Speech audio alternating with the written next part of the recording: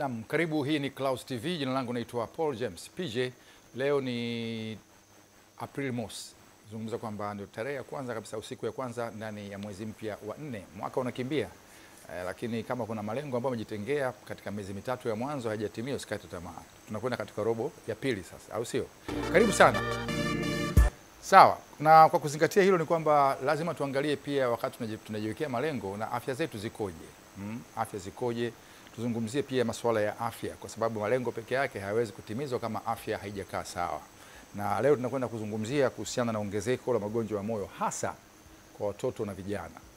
Miaka ya nyuma kidogo hapa ukisikia mtu ana magonjwa ya moyo basi anakuwa katika umri fulani hivi, lakini katika siku za karibuni tumeona ongezeko la watoto, mpaka kuna kampeni harambee ambazo zinafanyika kuchangisha ili kuweza kutoa tiba kwa watoto na vijana ambao wanasumbuliwa na magonjwa ya moyo. Tutakwenda kuzungumza hii, ambapo asubuhi hii leo tuko na Dr. Alex Elfuraha Msoka ambaye ni daktari bingwa wa upasuaji kutoka Taasisi ya Moyo Jakaya Kikwete, kwa kifupi JKC, na rais wa Chama cha Madaktari Tanzania. Ni rais mteule. Sasa tunazungumzia rais mteule na kuzungumzia Chama cha Madaktari Tanzania. Kwa nini asiwe rais tu? Tukatamka kwamba Alex Elfuraha yeye ni rais wa Chama cha Madaktari Tanzania, lakini tunasema kwamba Alex Elfuraha ni daktari ni rais mteule. Alex, habari ya asubuhi dokta. Sijui ni kujibu nini bwana. Basi the same to you. Yes. Sawa. Karibu sana. Sasa hapa tuzungumze kwanza vitu viwili vya kwanza vya msingi. Tuzungumze kwanza nini chama cha madaktari, na ili uwe ndani ya chama unatakiwa uwe na sifa gani? Tuanzie hapo kwanza. Okay, so Chama cha Madaktari Tanzania ni chama ambacho kimeasisiwa mwaka 1965.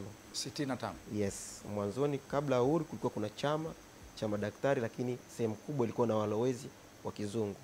Lakini mwaka 1965 rasmi kaasisiwa Chama cha Madaktari Tanzania, ambayo kilikuja kupokelewa na Watanzania wenyewe.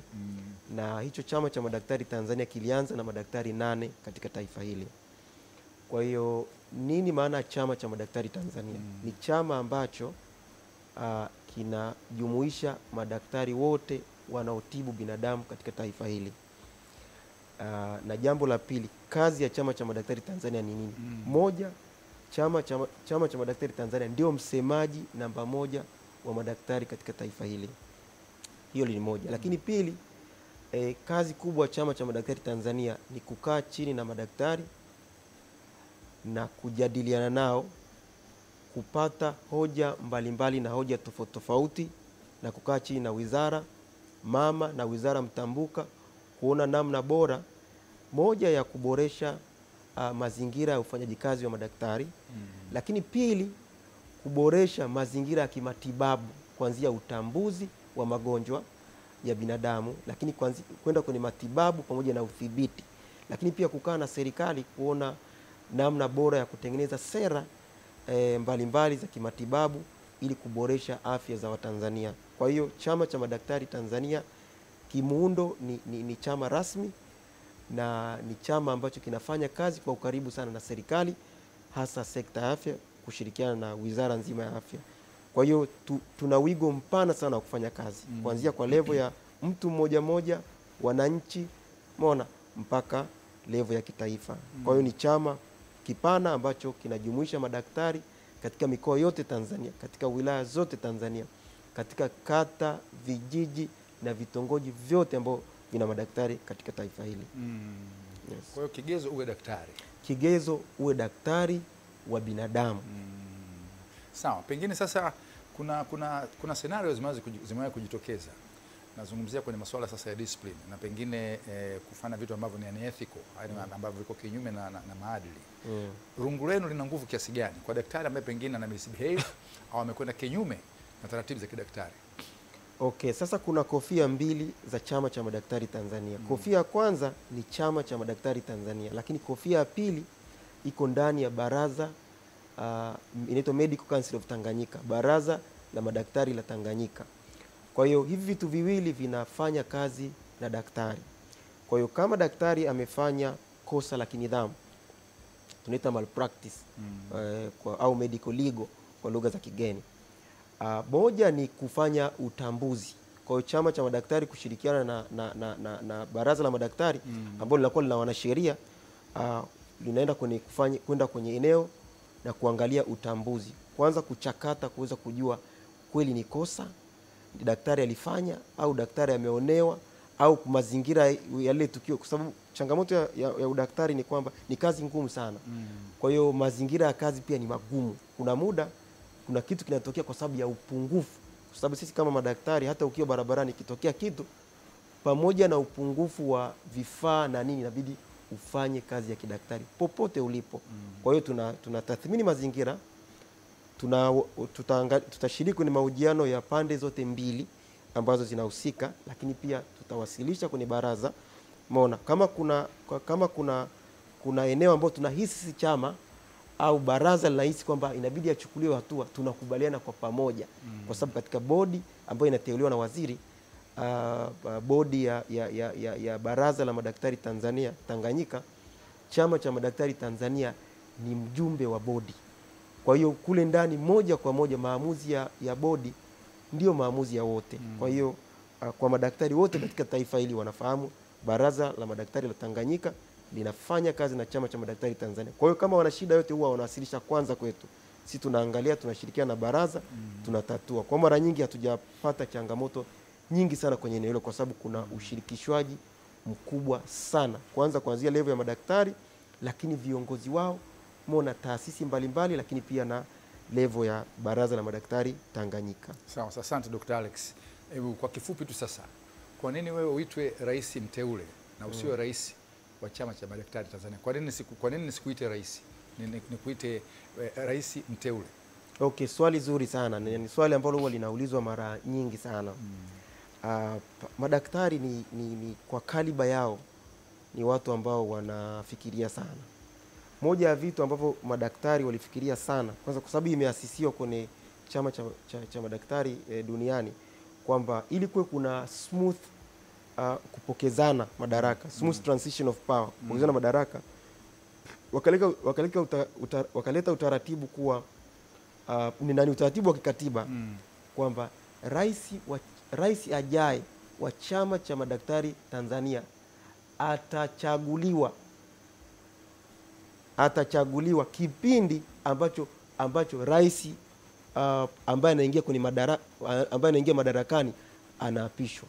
Narudia tena, rais ajaye wa chama cha madaktari Tanzania anachaguliwa kipindi ambacho rais ambaye anaingia madarakani anaapishwa. Hii ni moja, inasaidia sana kuwa na uwiano wa taarifa nyingi sana, kwa sababu kwa sasa mimi niko nafanya kazi na rais ambaye yuko madarakani kwa muda mrefu sana, shughuli nyingi sana. Kwa hiyo mbadilishano ule wa uongozi na madaraka hauwezi kufanya mabadiliko makubwa sana kwenye chama cha madaktari.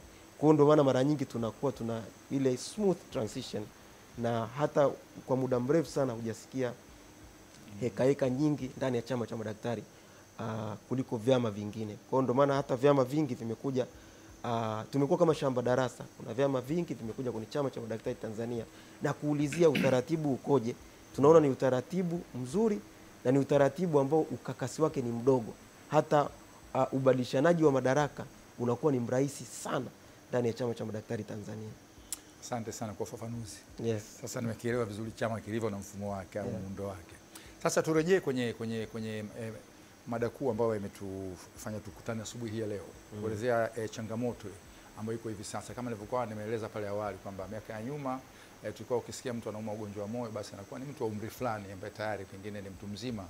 Lakini kwa sasa hali imebadilika, kwamba watoto wadogo, vijana kwa idadi kubwa sana wanasumbuliwa na ugonjwa wa moyo. Hii trend imetokana na nini? Pengine tumeanza watoto wadogo na vijana wameanza kuumwa tu zamani, sema ni kwamba kitu kilikuwa kiwekwe public au issue ilikuwa iwekwe public, kwamba pengine tafiti, masuala ya takwimu na vitu kama hivyo vilikuwa pengine havifanywi kazi vizuri. Kwa nini sasa hivi hali imekuwa iko juu sana? Hali inatisha kwa watoto pamoja na vijana kusumbuliwa na matatizo ya moyo. Karibu Dokta. Okay, kwanza nashukuru sana kwa swali zuri sana ambalo nadhani Watanzania inabidi leo siku ya Idi waweze kusikia. Mimi natoka kwenye taasisi ya moyo Jakaya Kikwete, kitengo cha upasuaji wa moyo, mapafu na mishipa ya damu. Ni daktari bingwa katika hicho kitengo. Kwa hiyo magonjwa ya moyo ni jambo ambalo nafanya nalo kazi kila siku. Kwa hiyo napenda kushare kuwashirikisha takwimu zikoje. Kwenye takwimu za mwaka 2019 za Shirika la Afya Duniani limeonyesha kwamba watoto 1.3 mpaka 1.4 wanazaliwa kila mwaka duniani wakiwa na shida ya moyo. Jambo la kwanza. Jambo la pili, magonjwa ya moyo ni sehemu ya magonjwa yasiyoambukiza. Kwa hiyo katika dunia zaidi ya vifo milioni 30 mpaka 40 kwa mwaka vinatokea kutokana na magonjwa yasiyoambukiza. Na ndani yake magonjwa ya moyo ni milioni 17 mpaka 20 ambao ni kwa mwaka, ambao ni 32%, yani 32% ya vifo vyote ulimwenguni ni kwa sababu ya magonjwa ya moyo. Tukienda Tanzania, 32% katika ulimwengu huu wanapoteza maisha kwa sababu ya magonjwa ya moyo. Kwa unaona upana wa tatizo. Ni kama theluthi. Yes. Tunaenda kwenye nchi yetu sasa, nchi yetu. Ndani ya Tanzania kwa wastani takriban watoto milioni 2 wanazaliwa kila mwaka katika taifa hili.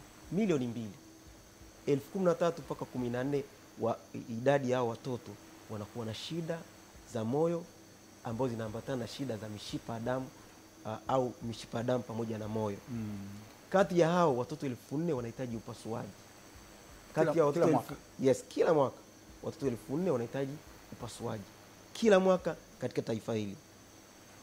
Ndani ya taasisi ya moyo Jakaya Kikwete katika eneo la tiba mkoba ambao tumezunguka zaidi ya mikoa 20 katika taifa hili, zaidi ya 66% ya wagonjwa ambao tulikutana nao kwenye mikoa hiyo ambao wana umri zaidi ya miaka 15 wana shinikizo la juu la damu na magonjwa mengine yanayohusiana na moyo. Zaidi ya 66% ambao tumekutana nao. Na ndani ya taasisi ya moyo Jakaya Kikwete ambao kwa siku eneo la watoto tunaona wagonjwa 30 mpaka 40, eneo la watu wazima wagonjwa 300 mpaka 500. Zaidi ya 70% wanaoona ndani ya taasisi ya moyo Jakaya Kikwete wana magonjwa ya moyo, na hasa asilimia kubwa zaidi ambao tunasema kwa sababu wale tayari wanapewa rufaa kuja kwetu, zaidi ya 85% wanakuwa na shinikizo la juu la damu, pressure. Yes, pressure. Na ukiangalia kwenye takwimu, labda tuende kwenye historia. Karne ya 20 ambapo baada ya uhuru, tafiti ya mwaka 1980 ilionyesha kwamba 1% ya Watanzania katika taifa hili walikuwa magonjwa ya moyo. Lakini tunavyozungumza sasa hivi 9 mpaka 16 ya Watanzania katika taifa hili wana magonjwa ya moyo. Umeona? Na shinikizo la juu la damu likiongoza. Kwa hiyo ukiangalia hizo takwimu tu unagundua kwamba moja, kulikuwa hakuna takwimu za kutosha kuona ukubwa wa tatizo. Lakini pili, uwekezaji katika kipindi hicho na cha sasa kuna utofauti mkubwa sana. Kwa hiyo kuna uwekezaji mkubwa sana ambao umeweza kutupa utambuzi mkubwa sana. Lakini pia wigo wa tafiti. Kwa hiyo pia kuna fedha nyingi zimewekwa kwenye tafiti ambazo zimetusaidia kuweza kupata data za magonjwa ya moyo. Ndio maana hata ukiniambia sasa hivi ninaweza kuambia 2022 tumepata watu 3,500,000 ambao wana shinikizo la damu la juu, kwa sababu data zipo. Kwa sababu data zipo. Kwa hiyo hata watunga sera ni rahisi sana kuweza kuangalia mwenendo wa sera za kudhibiti magonjwa yanayohusiana na moyo. Kwa hiyo issue ni kubwa, magonjwa yalikuwepo na yamezidi kuongezeka kwa sababu ya utandawazi, kwa sababu ya mabadiliko wa mfumo wa maisha. Umeona? Mbadiliko wa mfumo wa maisha. Umeona? Na mbaya zaidi, magonjwa mengi ya moyo kwa sasa yanaathiri zaidi watu ambao kwenye mataifa yanayoendelea, kwenye kipato cha kati na kipato cha chini. Kwa hiyo kwa kuangalia tu takwimu nadhani unaweza ukaelewa, au Watanzania wanaweza ukaelewa kwamba hili tatizo sio dogo kama tunavyofikiria, na ndio maana serikali kwa kutambua hilo ikawekeza kwenye taasisi ya moyo Jakaya Kikwete, ambayo kwa sasa ndio taasisi kubwa ya moyo katika taifa hili, lakini pia ndio taasisi ya moyo kubwa kwenye nchi za maziwa makuu, na ndio taasisi ya mfano kwenye matibabu bobezi na umahiri katika magonjwa ya moyo kwenye bara la Afrika. Asante sana. Takwimu zinatisha. Yes. Sababu ukiangalia asilimia 32 ya vifo vyote ulimwenguni ni magonjwa ya moyo. Nguvu kazi. Na mbaya zaidi, haya magonjwa ya moyo tunayoyajadili hapa leo hapa, zaidi ya asilimia 80 ya magonjwa ya moyo unaweza kuyadhibiti kwa kubadili mtindo wa maisha. Asante sana. Hapo kuna vitu vingi sana. Mtindo wa maisha. Sawa, kama ulikuwa fanya mazoezi, Yes. vyakula fulani. Yeah. Sasa hebu tuende kwenye issue kwanza ya watoto. Kiachana na vijana, maana tunazungumzia mtoto anazaliwa lakini tayari ana ugonjwa wa moyo. Ugonjwa wa moyo. Hii inatokana na nini? Okay, sasa amerithi kutoka kwa mama au pengine kuna sayansi aina gani inatokea tumboni kabla hajazaliwa? Nashukuru sana kwa swali zuri sana, kwa sababu watoto ni kundi fulani ambalo hata unapokuwa daktari tunaita ni innocent, yani ni kundi ambalo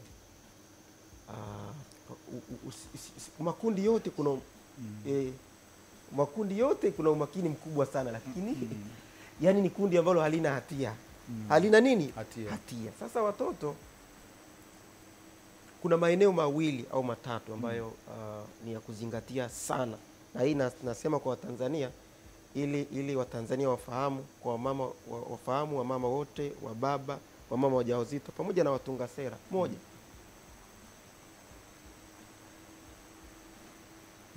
Moja ni kuzingatia, kitu cha kwanza ni kuzingatia umri wa kupata mtoto.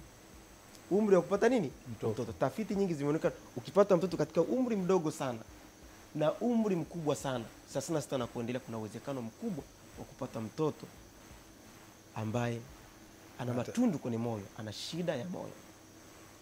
2, wamama wenye magonjwa.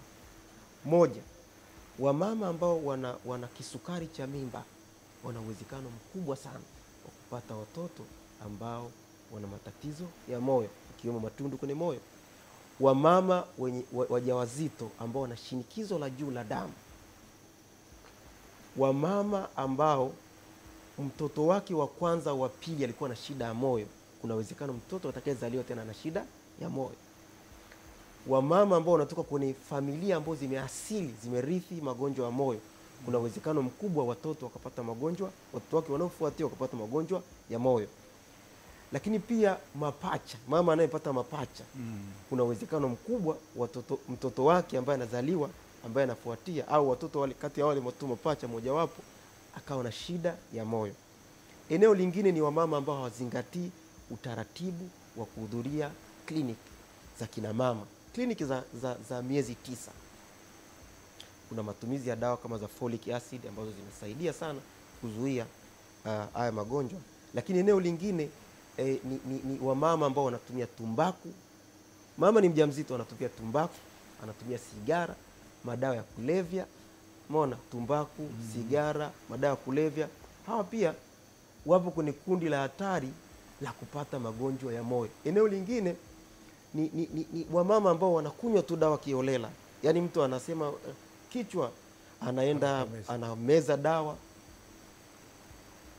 Kila dawa, ukiwa mama mjamzito, lazima daktari, ukae chini na daktari ajiridhishe. Kuna muda tunarudia hata kusoma kujiridhisha kwamba hii dawa kutokana na ujauzito wako wa miezi kadhaa utaki kutumia, kwa sababu utamsababishia mtoto matatizo. Eneo lingine kubwa ambalo sasa hivi limekuwa, nadhani litaenda kuleta mapinduzi makubwa sana kwenye eneo la watoto, ni eneo la utambuzi. Tulikuwa chini sana kwa sababu wenzetu wa magharibi, dunia ya kwanza, wanatambua shida ya moyo ya mtoto akiwa tumboni. Inaitwa fetal echocardiography. Yani mashine ya kufanya utambuzi wa mtoto akiwa na shida ya moyo ndani ya tumbo kuanzia wiki 20. Kwa hiyo kwa kushirikiana na serikali, taasisi ya moyo imeshanunua mashine na imeanzisha kliniki maalum ndani ya taasisi kwenye kliniki yetu ya Masaki pamoja na kliniki ya Kawe kuanzia saa 2 asubuhi mpaka saa 12 tunaona wamama wajawazito wanapimwa, wamama wote wenye viashiria. Na ndio maana hapa tunaongea na wataalamu wa afya, tunawaambia kabisa wamama wote ambao mnadhani wana viashiria ambavyo vinaonekana kuna uwezekano wakapata watoto, risk group, ambao wanaweza wakawa na shida za moyo, waletwe kwa ajili ya kufanya utambuzi. Kwa hiyo hili eneo tunataka tulifanyie mageuzi. Ili kwa nini tunataka tufanye mageuzi ile eneo? Moja, kuweza kugundua mapema kama ana shida, lazima weke mipango ya atazaliwa wapi, lini atazaliwa wapi huyo mtoto, lini, vitu gani viandaliwe na tiba yake itakuwa ipi, kwa sababu tafiti zinaonyesha na takwimu ziko wazi kwamba watoto wanaozaliwa na matatizo ya moyo katika vituo ambavyo ni vibobezi, umeona, na wakaweza kufanyiwa tiba kwa muda mfupi, wanaishi maisha yao kama watu wanaoishi watu wa kawaida na katika umri ambao Mungu amewapangia kuishi. Kwa hiyo hizo ni baadhi ya sababu za msingi sana ambazo kuanzia watumishi wa afya wa Tanzania mona lazima wazifahamu, na mama yote mjamzito ambaye anasikia ajiongee kwenye taasisi ya moyo Jakaya Kikwete kwa ajili ya kuanza hivyo vipimo. Hata kwa wale ambao wanadhani kwamba kupima kinga ni bora kuliko tiba. Ndio. Umeona? Kwa wale wanaodhani ni mjamzito na anataka kwa hiyo tiba, akija wataangalia, tuna madaktari bingwa wabobezi eneo la kufanya utambuzi kwa watoto ambao wakiwa ndani ya tumbo. Eneo lingine ni watoto ambao wameshazaliwa. Changamoto ya shida za moyo ni kwamba huwezi kujua moja kwa moja anakuwa na mafua. Na nilikuwa nataka niulize dalili ni zipi? Anakuwa na mafua, pumzi zinakaba, mapigo ya moyo yanaenda kwa kasi, umeona? Lakini pia anabadilika rangi, anakuwa kama rangi fulani za udhurungi, umeona? Mtoto anabadilika rangi, umeona? Mtoto kilo haziongezeki, umeona? Kilo haziongezeki, anaumwa mara kwa mara, umeona? Wanasema ni kifua kikuu, pneumonia, wanamtibu. Kwa hiyo na changamoto, nadhani unafahamu nchi yetu ilivyokaa, umeona? Una taasisi moja na taasisi chache ambazo zinaweza kufanya tiba ya moyo. Kwa hiyo wengi wanachelewa. Wengi wanafanya nini? Wanachelewa. Unakuja kumpata katika hatua ambayo upasuaji unakuwa hauna tija. Hata kumpa dawa pia unakuwa hauna tija. Kuna ambao kama hawataguswa kabisa, mtoto hajaguswa kabisa na ana shida ya moyo, ataishi miezi 6. Ataishi miaka 2. Yaani miaka miwili. Tuna uhakika kabisa zaidi ya 80% mpaka 90 atakufa akiwa na miaka 2. Kwa hiyo utambuzi, eneo la utambuzi ni eneo ambalo sisi tunashirikiana na serikali kuhakikisha kwamba mashine zinasambaa nchi nzima, lakini pia wataalamu wetu wanasambaa na kuwajengea uwezo wataalamu ambao wapo mikoani kwenye hospitali za rukanda za mikoa, hospitali za wilaya na vituo vya afya kuweza kufanya utambuzi wa mapema wakiwa wajawazito, wakizaliwa. Katika maeneo mawili ndio maeneo ya haraka ambayo unaweza kuwapata watoto. Ukifanya hivyo unaweza kufanya mageuzi makubwa sana na kupunguza vifo vya watoto katika taifa hili. Sawa. Dr. Alex, pamoja na yote ambayo unayazungumza, inaonekana kabisa ni kwamba kuna awareness kwamba kama ulivyozungumza, kwa sababu sidhani kama unaniambia tu mimi muda huu au unamwambia rafiki ambaye anatazama, lakini kwamba inaonekana kuna juhudi za makusudi kabisa kusambaza elimu kwa watu katika masuala ya utambuzi na kadhalika na kadhalika. Na wewe ni daktari bingwa. Yes.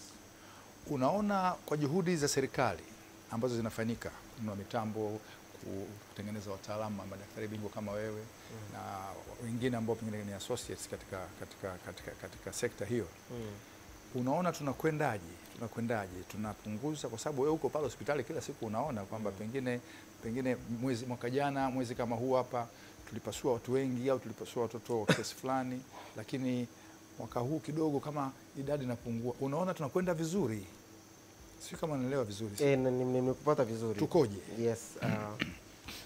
Kama taifa, kwa sababu unapotaka kujua unaenda wapi lazima ujue ulikotoka. Umeona? Ndio. Tulikotoka kulikuwa kubaya kuliko sasa. Sasa tupo kuzuri kwamba tunaweza kutambua na kutibu. Tunaweza kutambua na nini? Kutibu. Na kutibu.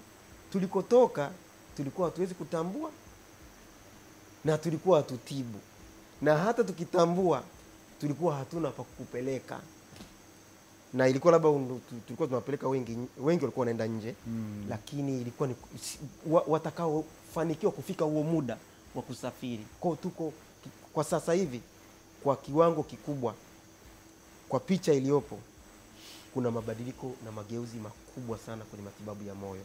Kwa hiyo watoto wengi ambao unajua pia sisi madaktari watu wanaangalia unawaona, unawatibu kwa kuwapa dawa na kuwapasua, alafu wanakuja kliniki.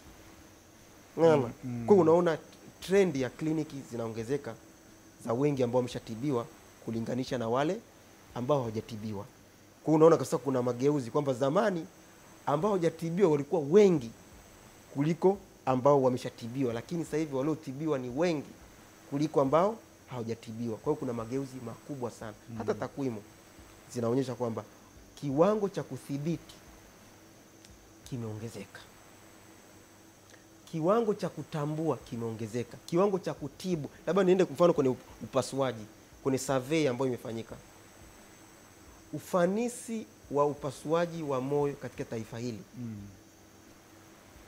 miaka 5-10 iliyopita ulikuwa ni 45%.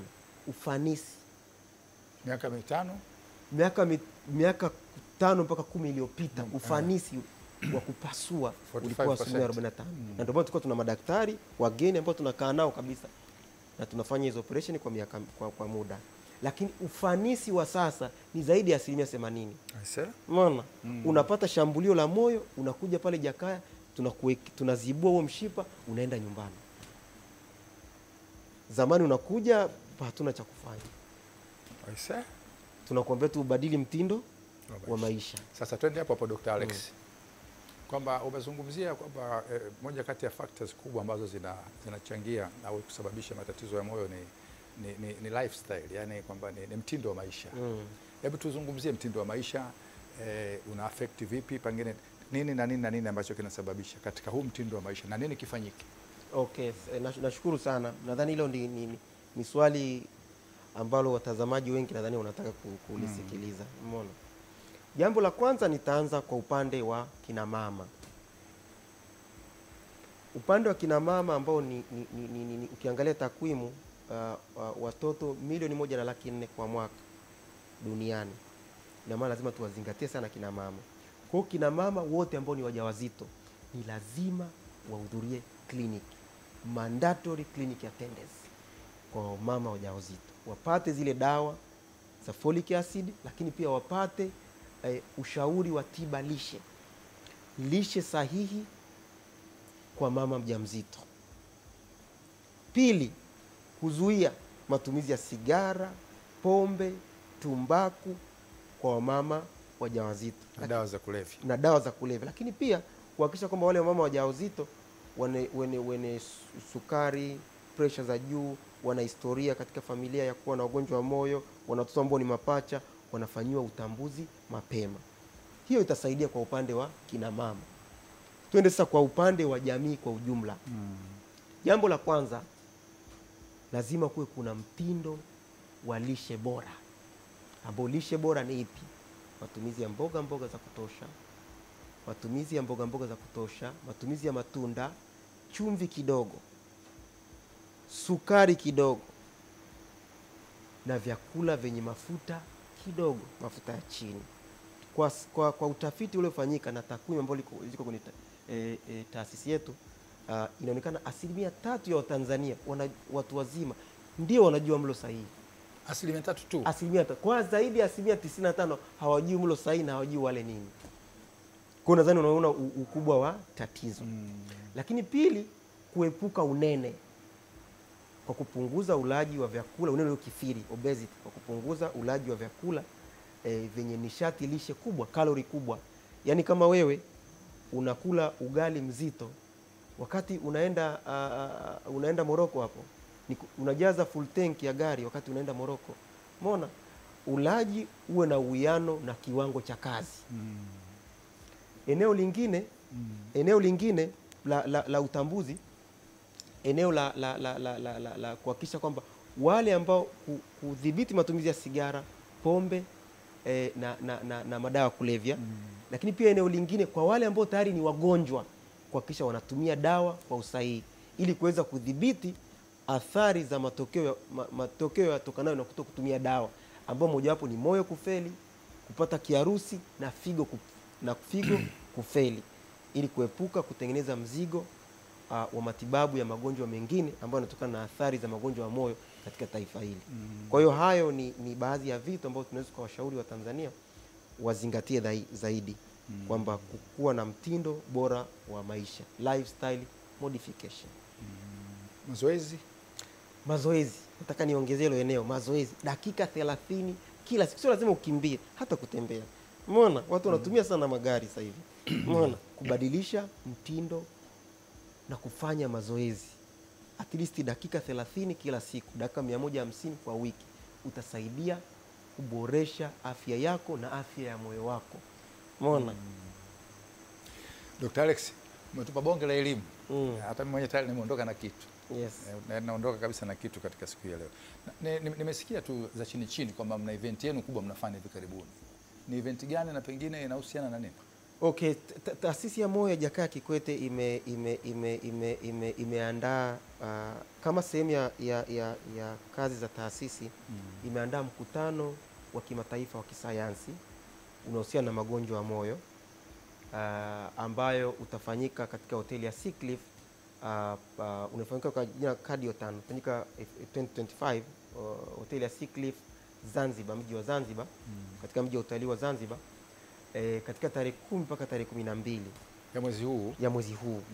Na kazi ya huu mkutano, kwa nini tunasema mkutano wa kimataifa? Kwa sababu zitashiriki nchi zaidi ya 40 na ni nchi wabobezi kwenye magonjwa ya moyo, na watakuja maanguli na madaktari bingwa wabobezi kwenye maeneo ya moyo kwenye maeneo yote duniani, zaidi ya nchi 40. Umeona?